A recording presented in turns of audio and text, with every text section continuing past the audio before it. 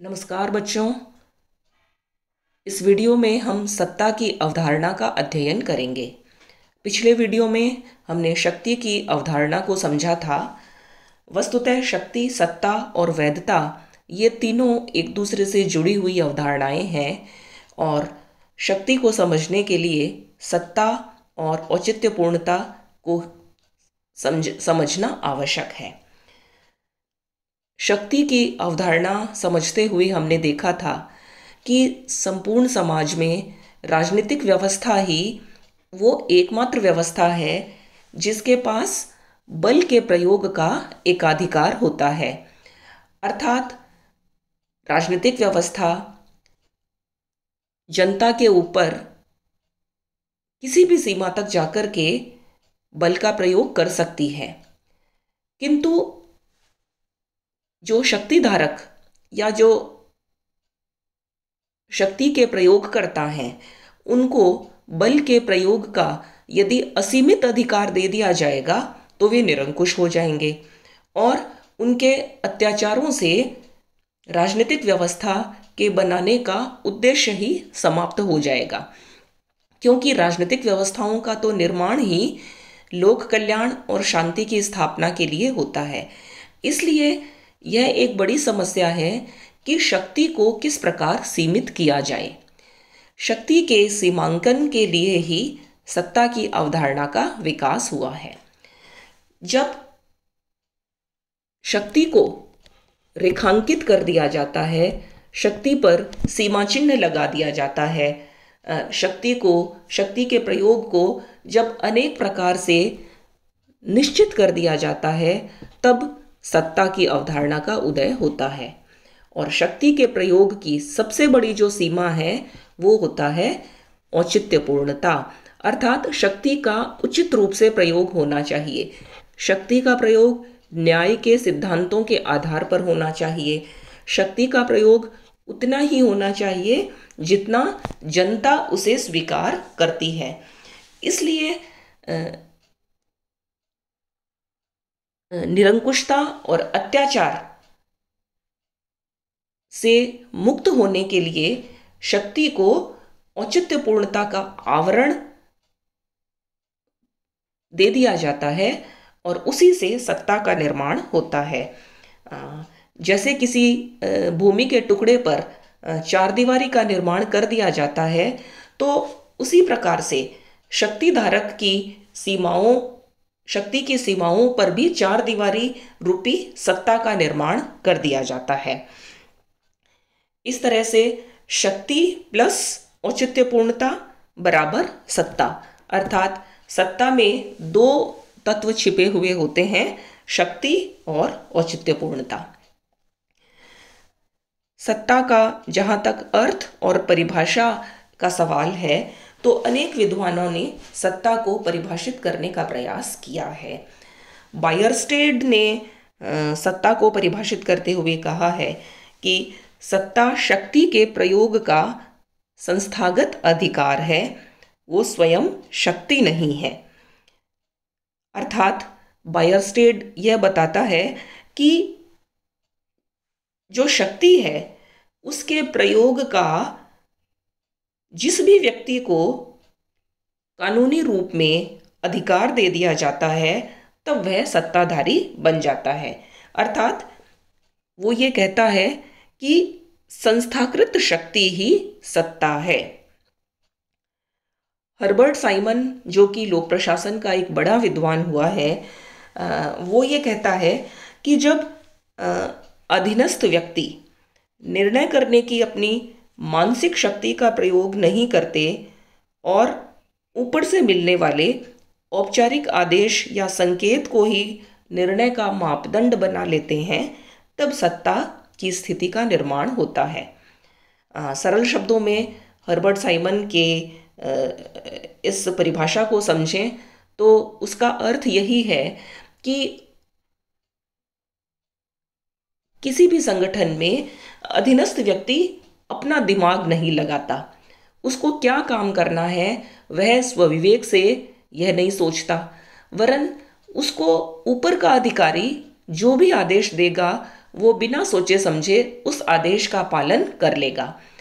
इसका सीधा सा अर्थ यह भी है कि किसी भी संगठन में या प्रशासन में ऊपर के अधिकारियों को निर्णय करने का अधिकार होता है और उस निर्णयों के क्रियान्वयन का अधिकार अधीनस्थों के पास होता है। इसलिए अधीनस्थ किसी भी परिस्थिति के बारे में स्वयं निर्णय नहीं करते, वरन ऊपर के आदेशों पर ही वो आधारित रहते हैं। बीच एक विद्वान हुए हैं, उन्होंने सत्ता को परिभाषित करते हुए कहा है कि दूसरों के कार्य निष्पादन को निर्देशित करने के औचित्यपूर्ण अधिकार को सत्ता कहा जाता है।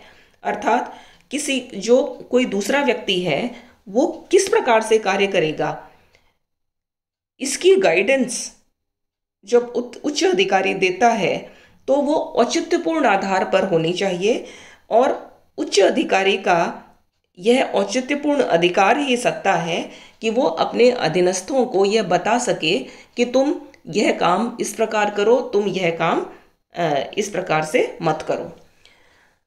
यूनेस्को की रिपोर्ट जो कि 1955 में आई थी, वह सत्ता की परिभाषा को बहुत ही सटीक रूप से समझाती है, और उसके अनुसार स्वीकृत, सम्मानित, ज्ञात और औचित्यपूर्ण शक्ति ही सत्ता है।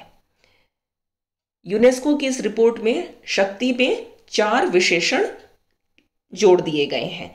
अर्थात जब शक्ति स्वीकृत हो जाती है, जब शक्ति जनता के द्वारा सम्मानित हो जाती है, और जब जनता को पता रहता है कि उनके ऊपर कौन सी शक्ति का प्रयोग किया जाने वाला है, अर्थात जब सबको शक्ति के प्रयोग का ज्ञान हो जाता है, पता चल जाता है, वो ज्ञात हो जाती है, और जब शक्ति न्याय के सिद्धांतों पर आधारित हो जाती है, तो वो सत्ता बन जाती है। वास्तव में सत्ता का जो आधार है वो अधीनस्थों की स्वीकृति या सहमति ही होता है। उच्च अधिकारी की बात को या उसके आदेशों को जब अधीनस्थ कर्मचारी खुशी खुशी स्वीकार कर लेते हैं, क्योंकि उनको पता होता है कि जो उच्चाधिकारी का जो आदेश है उसका स्रोत उचित है, तब सत्ता बिना किसी बाधा के ऊपर से नीचे तक प्रवाहित होने लगती है और सत्ता ठीक प्रकार से कार्य करने लग जाती है।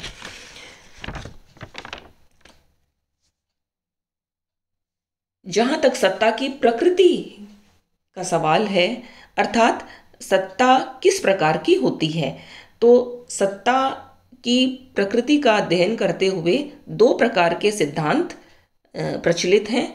पहला औपचारिक सत्ता सिद्धांत और दूसरा स्वीकृति सिद्धांत। औपचारिक सत्ता सिद्धांत परंपरागत सत्ता सिद्धांत है, और इसके अंतर्गत यह माना जाता है कि सत्ता का प्रवाह ऊपर से नीचे की ओर होता है। किसी भी संगठन में एक सत्ताधारी होता है, अर्थात ऐसे लोगों का समूह जिन्हें कि संगठन के बारे में निर्णय लेने हैं, जिन्हें कि निम्न लोगों को आदेश देने हैं। तो सत्ता को आदेश देने का अधिकार मान लिया जाता है।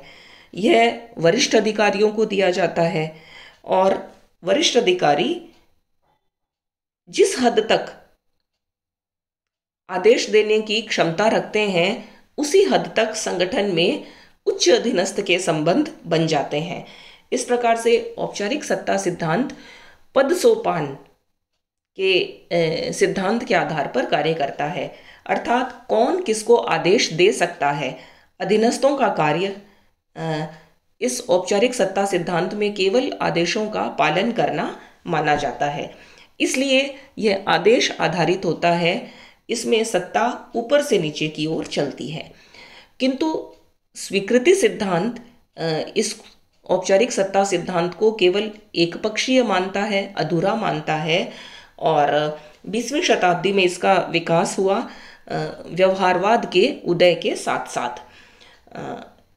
व्यवहारवादी या लोक प्रशासन में उन्हें मानव संबंधवादी भी कहते हैं।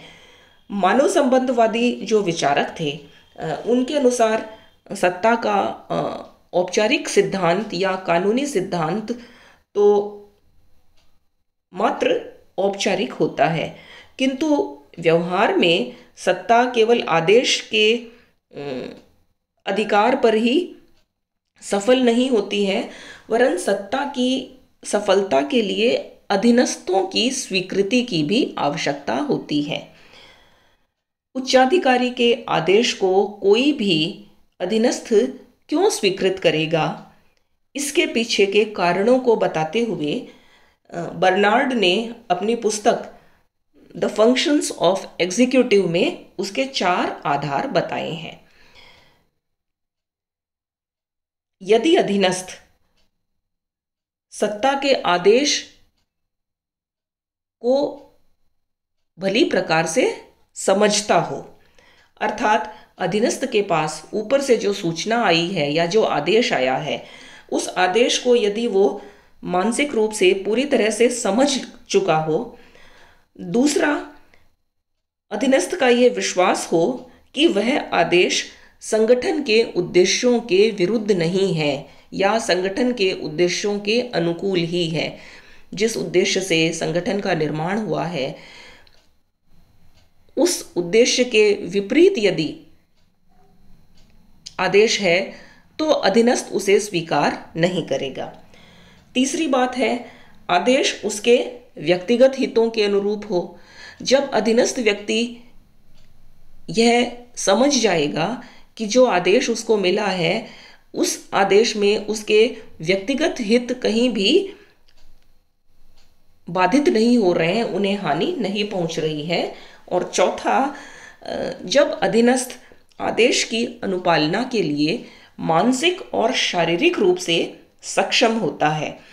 इन 4 आधारों पर जब अधीनस्थ आदेश के प्रति अपनी स्वीकृति दे देता है, अर्थात वो मानसिक रूप से उसको समझता है, उसका ये विश्वास है कि आदेश संगठन के उद्देश्यों के अनुरूप है, आदेश उसके व्यक्तिगत हितों के भी अनुरूप है और आदेश का पालन करने के लिए वह शारीरिक और मानसिक रूप से पूरी तरह से फिट है, सक्षम है, तभी वो उस आदेश को मानने के लिए अपनी स्वीकृति देगा। इस तरह से सत्ता की प्रकृति में एक परंपरागत सिद्धांत चलता है और दूसरा व्यावहारिक सिद्धांत चलता है। लोकतंत्रों में व्यावहारिक या स्वीकृति सिद्धांत के होने पर ही सत्ता ठीक प्रकार से कार्य कर सकती है। सत्ता सिद्धांत को समझने के लिए अनौपचारिक सत्ता की अवधारणा को भी समझना आवश्यक है। वास्तव में जब किसी भी संगठन में जो कि कानून के अनुसार स्थापित होता है, उस संगठन में उच्च अधीनस्थ के संबंध बन जाते हैं और सत्ता कानून के आधार पर ही उच्च अधिकारियों को प्रदान की जाती है। कानून ही यह तय करता है कि उच्च अधिकारी सत्ता का प्रयोग कैसे करेंगे, किस मात्रा में करेंगे, वे कौन लोग होंगे जो सत्ता का प्रयोग करेंगे, तो उनकी भर्ती की जाती है। इस प्रकार से सिद्धांतों के आधार पर और पहले से तय संवैधानिक प्रक्रिया के आधार पर संगठनों का निर्माण होता है। और इसमें ऐसा भी हो सकता है कि जो उच्च अधिकारी है वो उतना योग्य नहीं है जितना कि कई बार अधीनस्थ व्यक्ति हो सकते हैं, क्योंकि सत्ताधारी जो व्यक्ति है संगठन में उसकी अंतर्निहित शक्ति कार्य नहीं करती, वरन कानून की शक्ति का ही वह प्रयोग करता है। इसलिए बहुत बार ऐसा भी हो सकता है कि अधीनस्थ व्यक्ति अधिक योग्य होते हैं, वे अधिक कार्य को करने में सक्षम भी होते हैं और कई बार उनके जो उच्च अधिकारी होते हैं जिन्हें आदेश देना है वो कई बार मूर्ख प्रकृति के भी हो सकते हैं, वे कम योग्य हो सकते हैं, उन्हें अपने कार्यों का इतना ज्ञान भी नहीं होता, पर किंतु क्योंकि वे अपने उस महत्वपूर्ण सत्ता की स्थिति में होते हैं, इसलिए उनके द्वारा दिए गए आदेशों का पालन करना अधीनस्थों के लिए आवश्यक होता है। यह हम संगठनों में दिन प्रतिदिन देखते ही हैं। किसी विद्यालय में हम देख सकते हैं कि प्राचार्य योग्य नहीं होता और उनके अधीन काम करने वाले जो अन्य अध्यापकगण हैं वो बहुत योग्य होते हैं, किंतु फिर भी उन्हें प्राचार्य के आदेशों का पालन करना पड़ता है। मैकाइवर ने इसे शासन का जादू कहा है कि सत्ताधारी भले ही अधीनस्थों से अधिक बुद्धिमान न हो और वह अपने साथियों से कई मामलों में निम्न बौद्धिक स्थिति का भी हो सकता है, किंतु फिर भी सत्ता की स्थिति में होने के कारण उसके आदेशों का पालन उसके अधीन काम करने वाले अधिक योग्य व्यक्तियों को करना पड़ेगा। शासन का यह जादू अनौपचारिक जो सत्ता है उसका निर्माण करता है। किसी भी औपचारिक संगठन में समय के साथ अपने आप ही अनौपचारिक सत्ता का भी निर्माण हो जाता है। कई बार औपचारिक सत्ता संगठनों में सोच समझकर योजना पूर्वक भी अनौपचारिक सत्ता का निर्माण होता है और अनौपचारिक संगठनों में भी सत्ता और सत्ता की स्थिति और सत्ताधारी व्यक्ति होते हैं और इस प्रकार से एक औपचारिक संगठन में जब अनौपचारिक सत्ता का निर्माण हो जाता है तो उनके बीच में आपस में प्रतिस्पर्धा भी चल सकती है। सामान्यतः ऐसा देखने में आता है कि औपचारिक और अनौपचारिक सत्ताओं में प्रायः विरोध के संबंध पाए जाते हैं और इसलिए औपचारिक सत्ता का यह प्रयास रहता है कि संगठन में अनौपचारिक सत्ता का विकास ही न हो और कई बार कानून के द्वारा भी उसकी स्वीकृति नहीं दी जाती। जैसे सेना और पुलिस, ये दो क्षेत्र ऐसे हैं जिनमें कि अनौपचारिक संगठनों के निर्माण की अनुमति कार्मिकों को नहीं प्रदान की जाती है, किंतु सेना और पुलिस के अतिरिक्त लोकतंत्र में जो लोक प्रशासन में जो संगठन बनते हैं उनमें, क्योंकि लोकतंत्र में लोगों के पास अपने कुछ अधिकार होते हैं और उन अधिकारों में से एक अधिकार है सभा या संघ बनाने का अधिकार।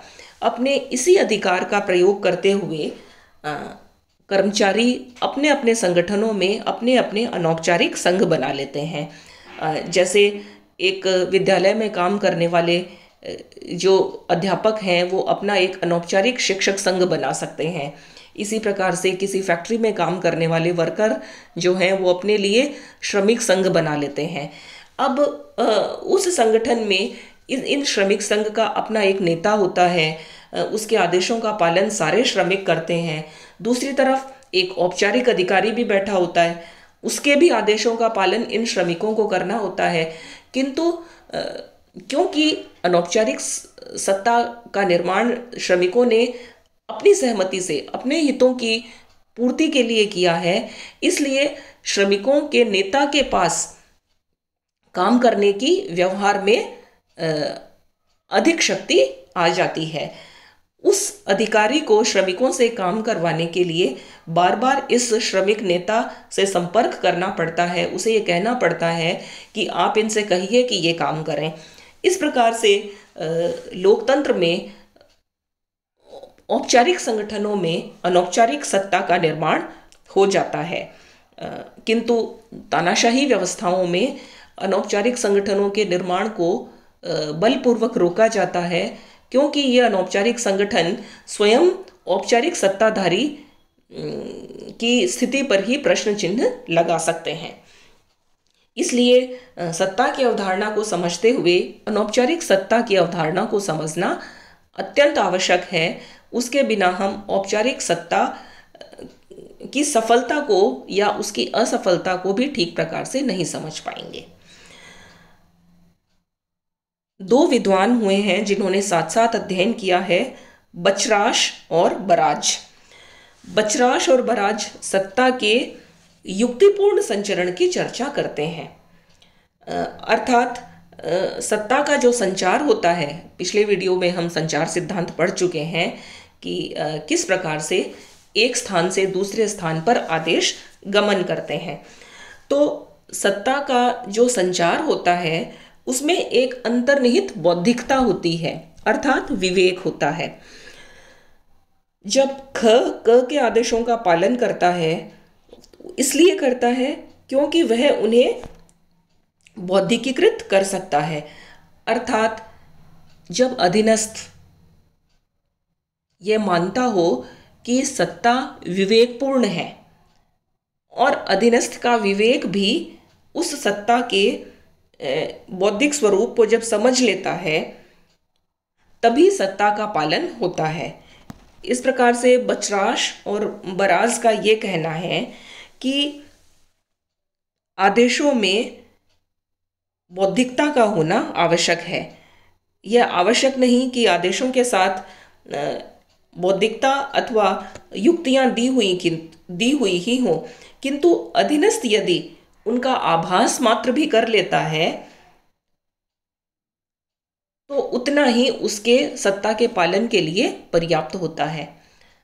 बचराश और बराज के उदाहरण को के युक्तिपूर्ण संचरण को हम एक उदाहरण के माध्यम से यदि समझें तो वो ऐसे समझ सकते हैं कि एक पुलिसकर्मी यदि अपने पुलिस की वेश में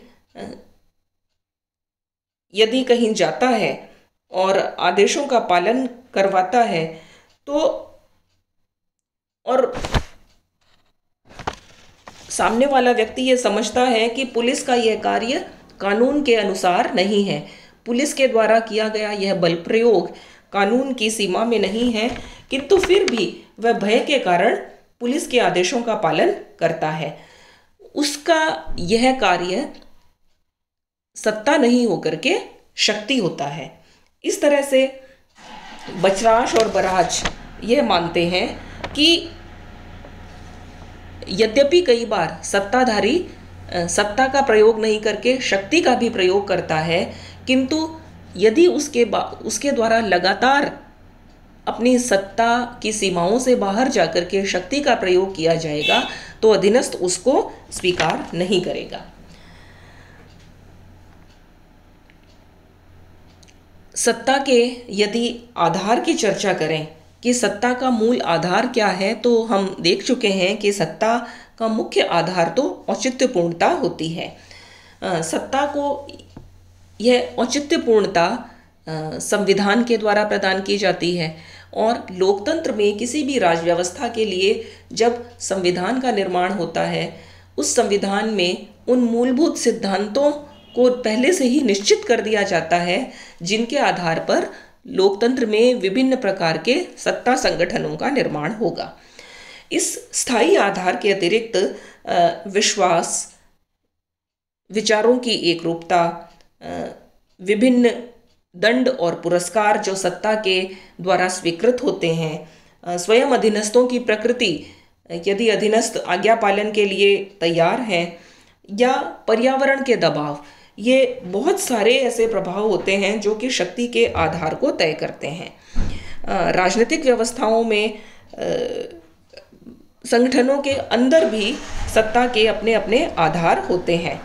इसके अलावा तकनीकी कुशलता और वैयक्तिक गुण भी सत्ता प्राप्त कराने में सहायक होते हैं।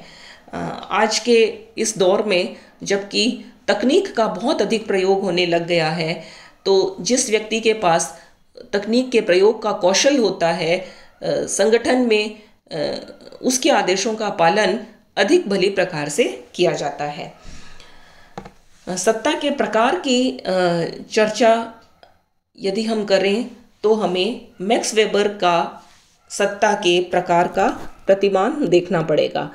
मैक्स वेबर ने सत्ता के प्रकारों पर विस्तृत अध्ययन किया है और उसने सत्ता के 3 प्रकार की चर्चा की है। सत्ता के 3 प्रकार बौद्धिक, कानूनी, परंपरागत और करिश्मात्मक।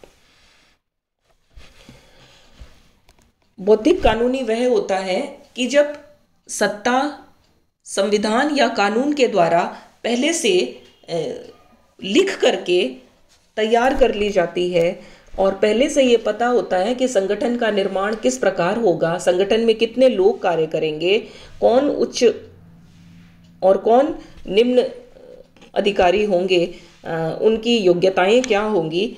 इस प्रकार से सत्ता जब वस्तुनिष्ठ स्वरूप ग्रहण कर लेती है तो वह बौद्धिक कानूनी होता है। और आज के लोकतंत्रों में सत्ता का, आधुनिक लोकतंत्रों में सत्ता का बौद्धिक कानूनी प्रतिमान ही कार्यशील होता है। ऐसे बौद्धिक कानूनी आधार में जो सत्ता है उसका जो संगठन है उसे विभाग या ब्यूरो कहा जाता है। कर्मचारी जो हैं विभाग में कार्यरत करते हैं। सत्ता के जो प्रयोग की विधि होती है वो बौद्धिक प्रत्यायोजन होता है। बौद्धिक प्रत्यायोजन का अर्थ होता है अपनी शक्ति को अधीनस्थों को दे देना, किंतु सत्ताधारी यह प्रत्यायोजन का कार्य स्थापित नियमों के अनुरूप ही करते हैं। और कर्मचारी जिन व्यक्तियों के प्रति आज्ञा पालन करते हैं वे कानून के द्वारा स्थापित होता है, अर्थात इसमें व्यक्तिगत संबंध काम नहीं करते वरन कानूनी संबंधों के आधार पर ही सारा कार्य होता है।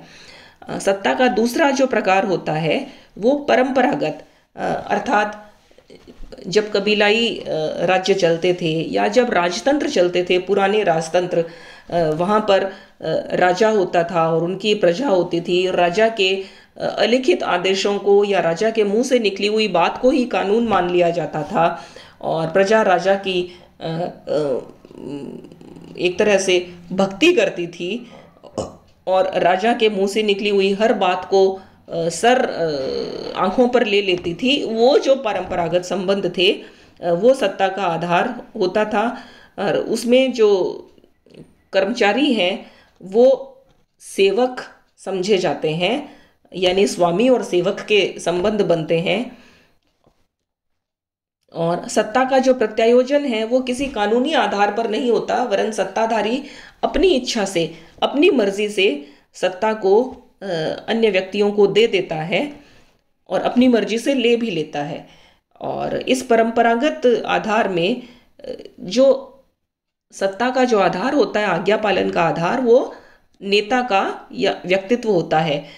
नेता या राजा व्यक्तित्व की दृष्टि से जितना प्रभावशाली होगा उसके आदेशों को उतना ही अच्छी प्रकार से पालन किया जाएगा। जो सत्ता का तीसरा प्रकार होता है वो होता है करिश्मा, करिश्माई व्यक्तित्व, अर्थात कुछ लोगों का व्यक्तिगत करिश्मा ही इतना अधिक होता है कि उसके आधार पर ही वो अपना सत्ता का निर्माण कर लेते हैं। जैसे कि हिटलर, जर्मनी में हिटलर की बात हम करें या मुसोलिनी की बात करें तो करिश्माई व्यक्तित्व के कारण उच्च अधिकारी के पास जितनी शक्ति होती है उससे अधिक शक्तियों का प्रयोग भी वो कर लेते हैं। वो अपने व्यक्तिगत करिश्मा के कारण जनता को अपने अनुकूल आदेशों का पालन कराने में सक्षम हो जाते हैं। इसका कोई कानूनी आधार नहीं होता। इस करिश्मा का केवल व्यक्तिगत प्रभाव होता है, बौद्धिक प्रभाव होता है और इसमें भी व्यक्तिगत जो कर्मचारी है वो सेवक के समान कार्य करने लग जाते हैं। यह हम अपने दिन प्रतिदिन के उदाहरणों में देखते ही हैं। इसमें भी सत्ता का प्रत्यायोजन नहीं होता वरन अधिकारी कार्य करता है और इसमें नेता का जो व्यक्तित्व है उसी को आदर्श के समान समझ लिया जाता है। सत्ता के यदि कार्यों की चर्चा हम करें तो सत्ता के कार्य अनगिनत होते हैं, अर्थात सत्ताधारी व्यक्तित्व करता क्या है तो संपूर्ण संगठन के लिए निर्णय लेने का कार्य सत्ताधारी व्यक्ति करता है।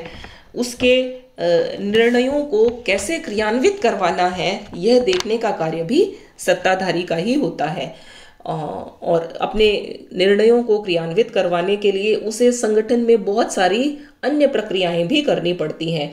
उसे अनुशासन के नियम बनाने पड़ते हैं, अपने प्राधिकार का प्रत्यायोजन करना पड़ता है, अर्थात उसे अपने अधिकारों को अपने कुछ अधीनस्थों को देने पड़ते हैं अधिकारों का विकेंद्रीकरण करना पड़ता है, पद सोपान की व्यवस्थाएं बनाई जाती हैं, कार्यों में समन्वय के कार्य किए जाते हैं। तो सत्ता के जो कार्य हैं वो मुख्य कार्य निर्णय करना और दूसरा कार्य है उन निर्णयों को क्रियान्वित करवाना, और इनके लिए लगातार उसे कई प्रकार के कार्यों का संपादन करना पड़ता है। आज के वीडियो में हम यहीं तक चर्चा करेंगे। अगले वीडियो में हम सत्ता और शक्ति, सत्ता और प्रभाव इत्यादि के संबंधों की चर्चा करेंगे। धन्यवाद।